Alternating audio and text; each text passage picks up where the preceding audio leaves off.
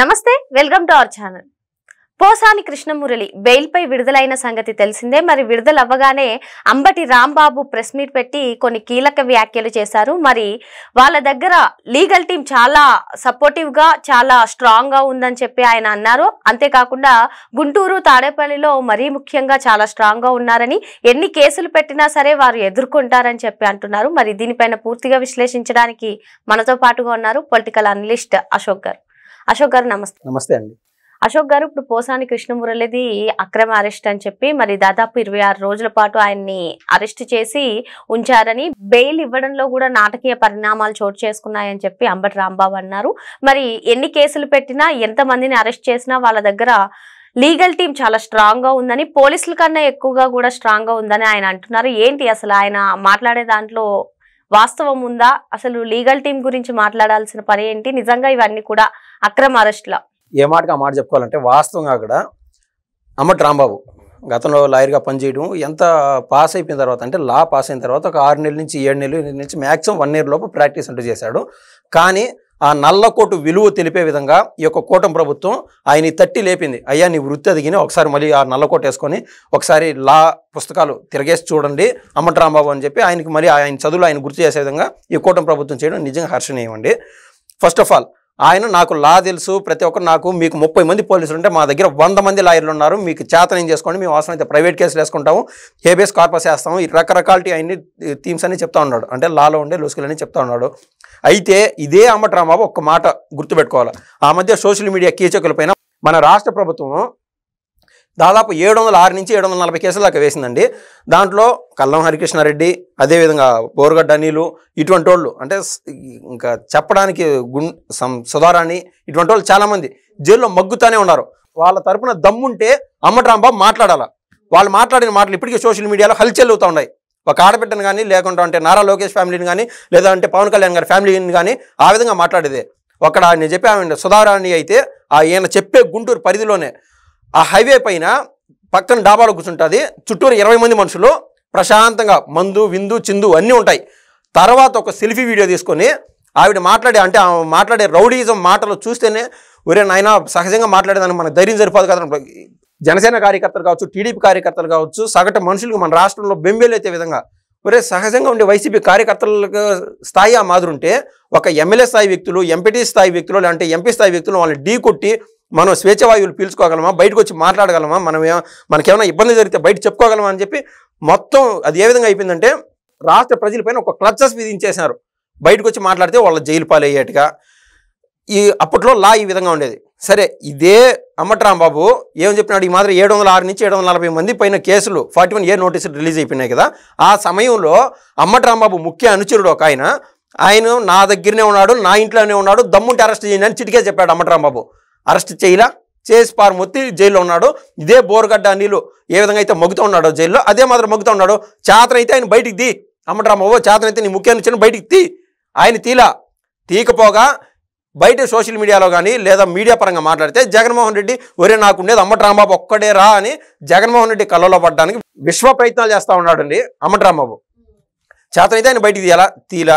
ఆయన మాట్లాడిన మాటల్లో ఇంకా కొన్ని మాట్లాడిన మాటలు చూస్తే ఏ విధంగా చెప్తున్నా అంటే, పోసాని కృష్ణమురళిని ఈ రాష్ట్ర ప్రభుత్వం వేధించిందంట. మీరు ఏ మీడియా ఛానల్ చూసా మీకు అర్థమవుతుంది. నిన్న మళ్ళీ ఆయన పైన పీటీ వారెంట్ పడేది, పోసాని కృష్ణమురళి పైన మళ్ళీ పీటీ వారెంట్ పడేది. కానీ మన రాష్ట్ర ప్రభుత్వం నారా లోకేష్ గారు కనుసన్నుల్లో వాళ్ళతో మాట్లాడి టీడీపీ యొక్క లీగల్ టీంని సప్రెస్ చేసి వద్దయా ఇంక వద్దు, ఆయన తప్ప ఆయన తెలుసుకునేట్టున్నాడు, జరిగిపోని వద్దు అని చెప్పి పీటీ వారెంట్ ఇంకొకటి వేయకుండా, ఎందుకంటే ఆయన జడ్జి ముందు కూడా నేను చనిపోతాను సార్, ఆత్మహత్య నాకు శరణ్యం అని చెప్పినాడు కదా. సో నారా లోకేష్ గారు దగ్గరుండి ఇంకొక పీటీ వారెంట్ వేయకుండా ఆపినాడు. ఇదే అంబటి రాంబాబు నిజంగా చెప్పిన మాటలు నిజమైతే నిన్నటికి నిన్న నారా లోకేష్ గారు మరో పీటీ వారెంట్ వేయగలిగేవాళ్ళు. చట్టం నారా లోకేష్ చెప్పినట్టు ఇంకొకరు చెప్పినట్టు జరగదు. కానీ జడ్జిలు గారు ఆడుండే డిఎస్పీ ప్రతి ఒక్కరు పెద్ద మనసు చేసుకొని ఇంక వద్దు, ఆల్రెడీ కేసులు పడినాయి, పెద్ద ఆయన 66 ఏళ్ళ పెద్ద మనిషి, సరే ఇప్పటికైనా మారతాడని చెప్పి నిజంగా వదిలేశారు. వదిలేసినప్పుడు ఆ సన్నివేశాలు ఆ సందర్భాలను మనం చూస్తే అండి, ఆయన బయటకు వచ్చినప్పుడు ప్రశాంతంగానే వచ్చాడు. ఎప్పుడైతే అంబటి రాంబాబుతో మాట్లాడి 30 నుంచి 50 సెకండ్ల సమయం మీరు చూస్తే కన్నీళ్ళు జల కారిపోతున్నాయి. ఎందుకంటే అప్పట్లో వైసీపీ హయాంలో ఏ విధంగా అయితే సాక్షి నుంచి సజ్జల రామకృష్ణారెడ్డి నుంచి ఇటువంటి అంబటి రాంబాబు లాంటి వాళ్ళ నుంచి ఈయనకి స్క్రిప్ట్ అందేదో అదేవిధంగా ఇప్పుడు మీడియా సమావేశం రైట్ నౌ మీడియా సమావేశం ఉంది. ఈ యొక్క పోలీస్ చర్యలు ఈ యొక్క కూటమి ప్రభుత్వం ఈ మాదిరి తప్పుగా అక్రమ కేసులు పెట్టిందని చెప్పి మీడియా ముందే మాట్లాడుతూ ఏడ్చు అని చెప్పినాడు అంబటి రాంబాబు. దండం పెట్టేశాడు అంబటి రాంబాబు, నన్ను వదిలేసేది అంబటి రాంబాబు, నేను ఇంటికి పోయి ముందు భార్య బిడ్డలను చూసుకోవాలా, నాకు ఈ బతుకు వద్దు అని చెప్పి అందుకు ఎమోషనల్ అయినాడు పోసాని కృష్ణమురళి. ఈ విషయాన్ని కూడా కనీసం మీరు చెప్పే టీడీపీ సోషల్ మీడియానో లేదా మీరు మీడియా కూడా ఎలివేట్ చేయాల.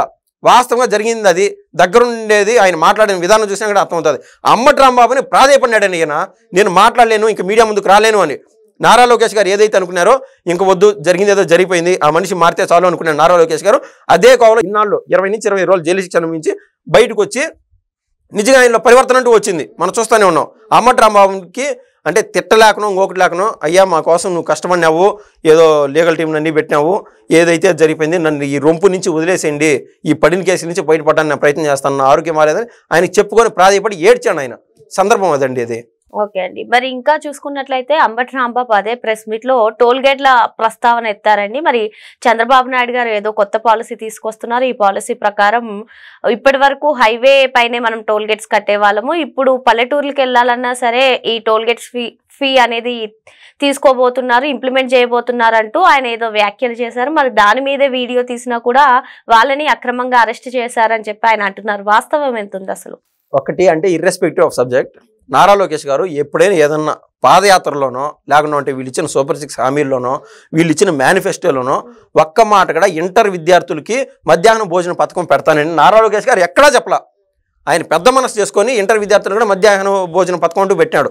సో డబ్బులు ఉన్నంతలో అంటే మనం అప్పులు వడ్డీలు కడతానే ఉన్నాం. ఇటువంటి పరిస్థితి ఉన్నా కూడా మన రాష్ట్ర ప్రజల మన్నలను పొందేదానికి ఆ యొక్క అవసరాల దృష్ట్యా నారా లోకేష్ గారు ఈ యొక్క కూటమి ప్రభుత్వం ముందుకెళ్తా ఉన్నది. ఇటువంటి వాళ్ళకి పల్లెటూరులో ఈ టోల్ ఫీ కట్టాలా ఇవన్నీ చేస్తారని నేను అనుకోను. నేను మాట ఇస్తానండి, ఒకవేళ అదే కన్నా జరిగితే నేను కూడా ఓపెన్గా సార్ ఇది తప్పు సార్ అంటే నేను మీడియా ముందుకు వచ్చి మాట్లాడతా. ఈ సందర్భంగా ఆయన మాట్లాడితే ఏమని అంటే, గతంలో 4500 కోట్లు పెట్టి పవన్ కళ్యాణ్ గారు ఈ సీసీ రోడ్లు అంటే ఆయన మినిస్ట్రీకి సంబంధించింది కాబట్టి నేషనల్ నుంచి ఫండ్ ఏదైతే వస్తుందో గ్రామీణ ఉపాధి హామీ పథకం కింద పక్క 70% సీసీ రోడ్లు పల్లెటూర్లకు సంబంధించి గుంతల రోడ్లు పోడ్చడం ఎన్ని చేసేశారు.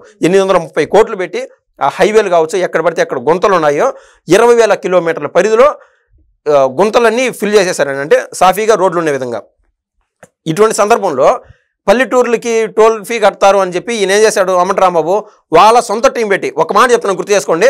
సీమరాజు అనే ఆయన వాళ్ళ పార్టీ ఒక ఆయన ఉన్నాడు, ఆయనకు సంబంధించి జగనన్న మేలుకోన్నా జగనన్న మేలుకోన్నా అని చెప్పి సీమరాజు ప్రతిరోజు వీడియోలు చేస్తూ ఉన్నాడు, అన్న ఈ తప్పు చేస్తున్నారన్నా అని చెప్పి. సో సీమరాజుని టార్గెట్ చేస్తా ఒక అతను వాళ్ళకి సంబంధించిన పార్టీ అతను స్వయాన అంబటి రాంబాబు వెనకలనే ఉన్నాడు ఎప్పుడు చూసినా కూడా. అంటే వాళ్ళు ఆర్గనైజ్డ్ క్రైమ్ చేస్తున్నారు అంటే సీమరాజా కౌంటర్గా. ఇదే కోవలో అంటే వాళ్ళ మనస్తత్వం అంతా ఆర్గనైజ్డ్ క్రైమ్ విధంగా ఉంది. ఆర్గనైజ్డ్ క్రైమ్ గా చేస్తే BNS సెక్షన్ 311 కన్ఫామ్ పడుతుంది. ఇందులో భాగంగా రాష్ట్ర ప్రజలందరికీ అంటే ఫేక్ న్యూస్ తెలియజేయడానికి ఏం చేశారంటే, ఈ యొక్క పల్లెటూరు దగ్గర ఏదైతే టోల్ ఫీ ఉండదో అక్కడ వీళ్ళ కారు పోయిందంట, కారు పోయిందనుకో ఈ దారిని పోయినందుకు 10 రూపాయలు కట్టాలంట టోల్ ఫీ. ఆ టోల్ ఫీ అక్కడ ఉన్న వాళ్ళు వసూలు చేశారు. ఈ టీంలో అంతా ఉండేది ఎవరు, కారు తోలేది వైసీపీ వాళ్ళే, టోల్ ఫీ కలెక్ట్ చేసిన వైసీపీ వాడే, ఈ విషయం మాట్లాడేది వైసీపీ అంబటి రాంబాబే. దీన్ని వచ్చి సోషల్ మీడియాలో వేయాలని చూశారు. అతను ఎత్తుకోమో ఇది ఆర్గనైజ్డ్ క్రైమ్ అండి, ఇది క్లియర్గా అంటే రాష్ట్ర ప్రభుత్వాన్ని ఎగెయిన్స్ట్గా ఆ రోజున త్రిబుల్ గారి పైన అదేవిధంగా T5 మూర్తి గారి పైన ఏ కేసు అయితే పెట్టారో రాజ్యద్రోహం కేసు అని, రాష్ట్ర ప్రభుత్వానికి విరుద్ధంగా అంటే మంచి చేస్తా ఉన్నాయని చెడ్డ చూపించడము లేదా ఫేక్ న్యూస్ ప్రచారం చేయడం, దీన్ని రాజ్యద్రోహం కింద కేసు వస్తుంది. దాన్ని కూడా కాదని చెప్పి కేవలం BNS సెక్షన్ 311 మాత్రం పెట్టారు. అది ఆర్గనైజ్డా కాదండి.